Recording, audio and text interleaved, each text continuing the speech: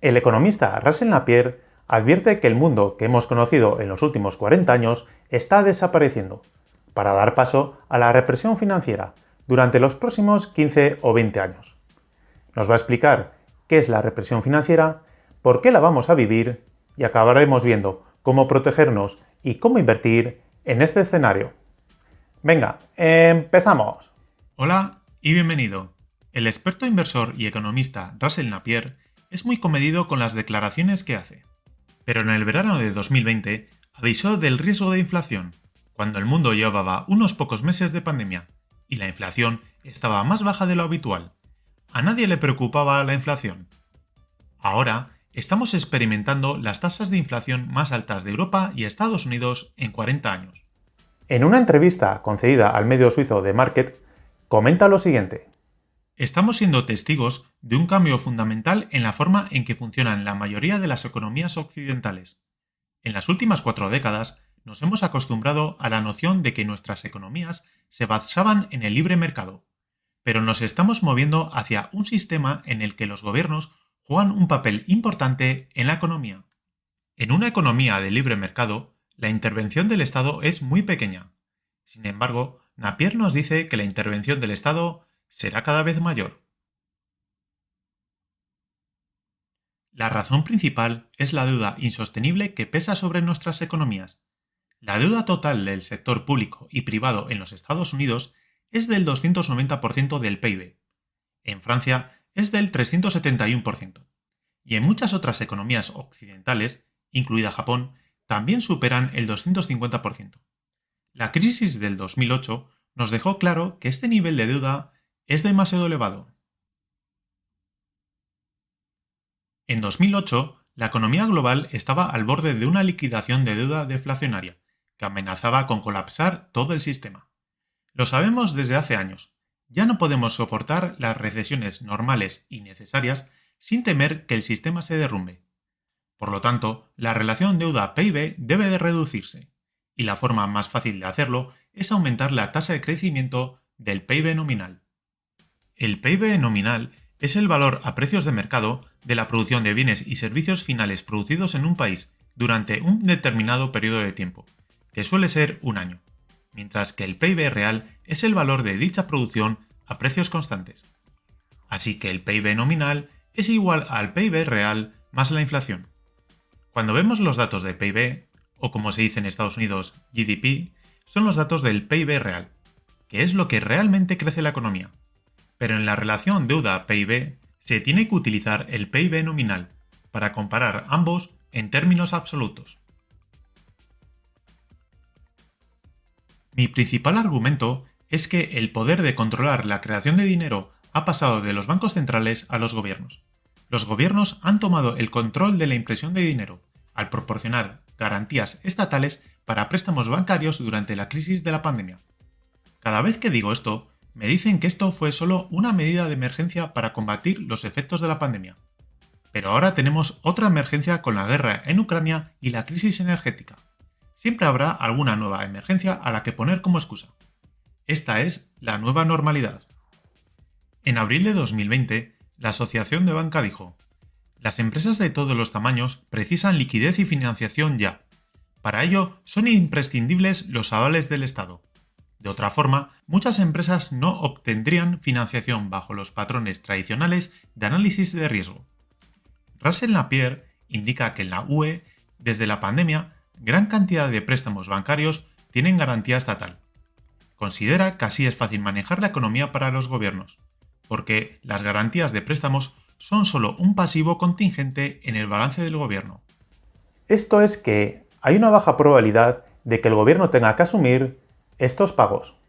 Para el gobierno, las garantías de crédito son como el árbol mágico del dinero, lo más parecido al dinero gratis. Al decirles a los bancos dónde hacer préstamos garantizados, los gobiernos pueden dirigir la inversión donde lo deseen, como proyectos para combatir el cambio climático. Al controlar el crecimiento del crédito y por lo tanto de la oferta monetaria, pueden controlar el crecimiento económico mundial. Hemos dicho que el crecimiento del PIB nominal es el crecimiento del PIB real más la inflación.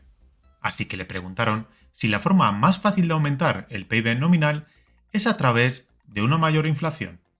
Sí, es una herramienta comprobada.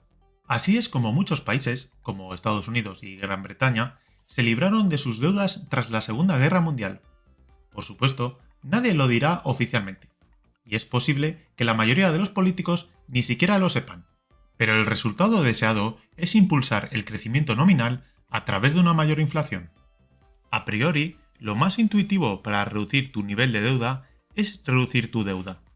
Pero los estados no quieren reducir su deuda. Podría implicar tener que tomar medidas impopulares. Así que a través de una alta inflación permanente, que ayuda a tener un PIB nominal más alto que los tipos de interés, pretenden reducir el nivel de deuda sobre el PIB. En 2022, la recaudación de los estados está aumentando de forma importante gracias a la inflación. Al pagar más por cada producto o servicio, el IVA pagado también aumenta. En cambio, la deuda que tenían no varía. Creo que la inflación de precios al consumidor se ubicará entre el 4 y el 6%. Si no fuera por la subida de precios de la energía, probablemente ya estaríamos ahí. ¿Por qué del 4 al 6%? Porque tiene que estar a un nivel en el que el Estado y la sociedad puedan vivir. La represión financiera significa que los que tienen dinero ahorrado y las personas mayores se están viendo privadas de dinero lentamente. Se hace de manera lenta para que no sea demasiado evidente y la gente no se dé cuenta. Si unimos que se hace de manera lenta con que lo que tenemos en la cuenta bancaria no disminuye, parece que nadie nos está robando nada. Ahora bien, podemos pensar que esto no encaja con la lucha agresiva de los bancos centrales contra la inflación. Al respecto, Napier dice lo siguiente. Vemos una desconexión entre la retórica agresiva de los bancos centrales y las acciones de los gobiernos. La política monetaria está pisando el freno, mientras que la política fiscal está haciendo todo lo contrario. Por ejemplo, cuando el gobierno alemán introduce un programa de 200.000 millones de euros para apoyar a los hogares y las empresas en la crisis energética, crea un estímulo fiscal, mientras que el BCE está intentando endurecer la política monetaria. Los gobiernos. Ningún gobierno pregunta a su banco central si puede introducir garantías de préstamo. Lo hacen y punto. Este cambio de poder no debe subestimarse. Nuestro sistema económico durante los últimos 40 años se ha basado en la suposición de que el crecimiento del crédito, y por lo tanto la oferta monetaria, estaba controlada por el nivel de los tipos de interés, que son controlados por los bancos centrales. Pero cuando los gobiernos toman el control de la creación de crédito, garantizando el crédito bancario, los bancos centrales son expulsados de su función. Según Napier, esto aplica ya al Banco de Japón, al Banco Central Europeo y al Banco de Inglaterra. Estos países están bien encaminados hacia la represión financiera. También se aplicará a la Reserva Federal, pero con un retraso. Por eso, el dólar está subiendo tanto ahora con respecto a otras monedas. Primero, los gobiernos intervienen directamente el sector bancario. Al proporcionar garantías de crédito, toman el control de la creación de dinero y la inversión directa en los canales deseados. Entonces, los gobiernos buscarán una tasa de crecimiento constantemente alta, pero no demasiado alta, de la oferta monetaria. De esta manera, se puede controlar de forma aproximada la tasa de crecimiento del PIB nominal. Y se sabe que la economía es capaz de un crecimiento real del entorno del 2%. Entonces se sabe que la inflación compensará el resto. En tercer lugar, se necesita una base de inversores nacionales, como aseguradoras y fondos de pensiones, que el marco regulatorio obliga a comprar bonos del gobierno, independientemente del rendimiento. Por lo tanto, el gobierno debe asegurarse de que el crecimiento nominal exceda constantemente los tipos de interés para reducir la relación deuda-PIB. Estamos ante la politización del crédito. Veo que nos dirigimos a una recesión y el crédito bancario sigue creciendo. La definición clásica de un banquero solía ser que te presta un paraguas pero te lo quita a la primera señal de lluvia. En la actualidad, sin embargo, los bancos continúan prestando e incluso están reduciendo sus provisiones para préstamos incobrables. Se le preguntó a la directora financiera de Commerzbank sobre este hecho en julio, y ella dijo que el gobierno no permitiría que los grandes deudores quebrasen. Para mí, esa fue una declaración transformadora. Como banquero, si crees en el riesgo crediticio del sector privado, dejarás de prestar cuando la economía entre en recesión. Pero si crees en las garantías del gobierno, sigues prestando. Así funciona hoy. En este momento le preguntaron si no creía que llegaría un punto en el que los inversores exigieran rendimientos significativamente más altos por los bonos del gobierno, ya que esto haría que los gobiernos tuvieran que pagar intereses mucho más altos y echaría por tierra todo el plan. Napier cree que no pasará eso por dos razones. Primero, ya tenemos una amplia base de inversores que se ven obligados a comprar bonos del gobierno, por razones regulatorias. Y segundo, si aún así subiera demasiado la rentabilidad de los bonos del Estado, el Banco Central intervendría y detendría este aumento. Recuerda que la represión financiera significa inducir una tasa de inflación en el rango del 4 al 6% y lograr un crecimiento del PIB nominal de, digamos, del 6 al 8%, suponiendo un crecimiento del PIB real del 2%, mientras se mantienen los tipos de interés en niveles más bajos. A los ahorradores no les gustará, pero sí a los jóvenes y a algunos deudores, como los gobiernos. Los salarios subirán nominalmente. La represión financiera desplaza la riqueza de los ahorradores a los deudores y de los mayores a los jóvenes. Estamos al inicio del proceso y necesitaremos al menos 15 años de inversión estatal y represión financiera. La relación promedio entre la deuda total y el PIB en la actualidad es del 300%. Debe caer por debajo del 200%. Antes de seguir, quiero darte de nuevo las gracias por dar me gusta a los vídeos, que ayuda mucho al canal. Si no estás suscrito y te gusta el contenido, te invito a suscribirte y a compartir el vídeo con una persona a la que le guste tanto la inversión como a ti. Aquí tenemos el PIB previsto para 2022 por continentes y desglosado por países. Se espera un gran crecimiento gracias a la inflación. Este es el PIB nominal de Estados Unidos y de España en 2021, que con el crecimiento esperado este año, principalmente gracias a la inflación, llegamos al PIB nominal de 2022. Esta es la deuda pública de cada país en 2021. Esta deuda, evidentemente, no varía porque haya inflación. Si tenemos una hipoteca en la que debemos al banco 100.000 euros, por mucha inflación que haya, esa deuda no aumentará. Seguiremos debiendo esos 100.000 euros menos lo que hayamos pagado en ese periodo. Este es el porcentaje de deuda sobre el PIB de cada país. Suponiendo que ni cancelan ni emiten nueva deuda, la deuda sobre el PIB habrá bajado en 2022 gracias a la inflación. Sabemos que los países emiten nueva deuda todos los años, ya que los gobiernos gastan más de lo que ingresan, pero en cualquier caso, la inflación hace disminuir la deuda sobre el PIB. Hemos visto el final del juego antes, en la estanflación de la década de 1970. Alta inflación combinada con alto desempleo. Aunque haya muchas personas que están hablando de estanflación hoy, Napier considera que esto no tiene sentido.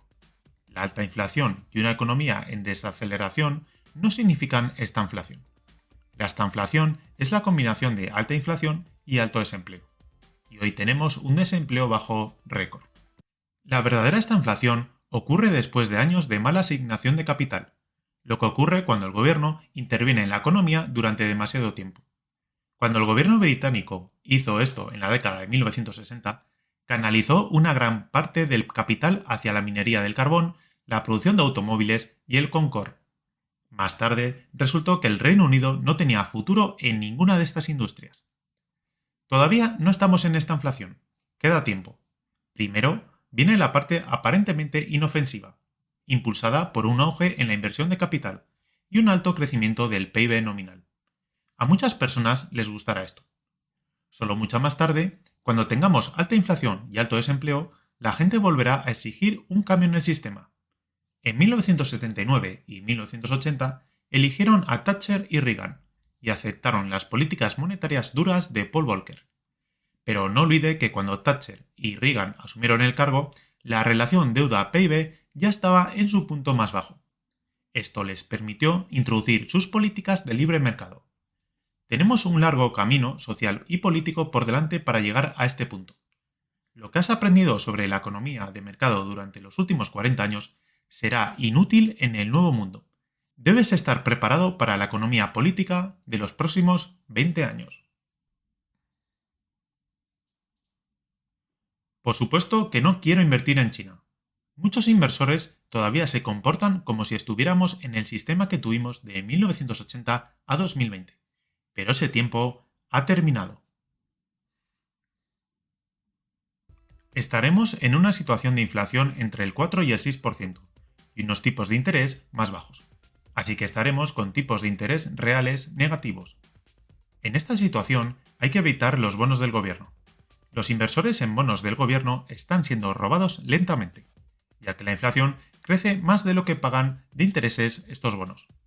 Por supuesto, no tener más efectivo del necesario. La inflación irá comiendo el valor del efectivo. Los grandes problemas del presente, energía, cambio climático, defensa, desigualdad, dependencia de la producción de China, pueden resolverse con inversiones masivas. Las acciones de compañías que se aprovechen de estas inversiones se beneficiarán. Al oro le irá bien una vez que la gente vea que la inflación se va a estabilizar en niveles más altos de los que estábamos acostumbrados. Y aunque no lo comenta Napier, las materias primas y la inversión inmobiliaria también se benefician en este escenario. En cualquier caso, no hay que volverse loco por lo que diga un economista o un famoso inversor. Es muy difícil saber lo que va a ocurrir de aquí a 15 años. Está claro, es que contra la inflación, la forma de protegerse es invirtiendo bien. Cómo invertir siguiendo un método sencillo que bate al mercado es lo que nos explica Joel Greenblatt en el vídeo que te dejo aquí. También te dejo aquí la opción para que te puedas suscribir. Si te ha gustado el vídeo, dale a me gusta y recuerda, compra barato y vende caro.